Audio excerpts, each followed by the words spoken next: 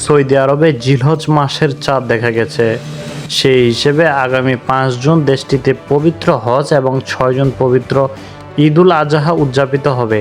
দেশটির supreme councillor জানিয়েছে, মঙ্গলবার 27 মে সন্ধ্যায় সৌদি আরবের আকাশে জিলহজ মাসের চাঁদ দেখা গেছে। এর ফলে ইংরেজি ক্যালেন্ডার অনুযায়ী 28 মে থেকেই জিলহজ মাস শুরু হতে যাচ্ছে এবং 6 জুন শুক্রবার পবিত্র ঈদুল আজহা উদযাপিত হবে। এক প্রতিবেদনে এ তথ্য জানিয়েছে দুবাই ভিত্তিক সংবাদ মাধ্যম গালফ নিউজ।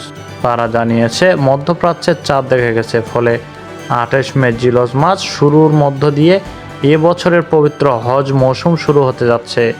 জিলহজ মাসের 10 তারিখে ঈদুল আজহার প্রথম দিন হিসেবে চিহ্নিত করা হয়।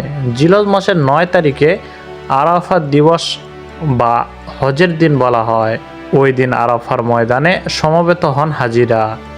হজের আনুষ্ঠানিকতার মূল পর্ব অনুষ্ঠিত হয় সেদিন। সেই হিসেবে আগামী 5 জুন দেশটিতে পবিত্র হজ এবং 6 জুন পবিত্র ঈদুল আজহা উদযাপিত হবে।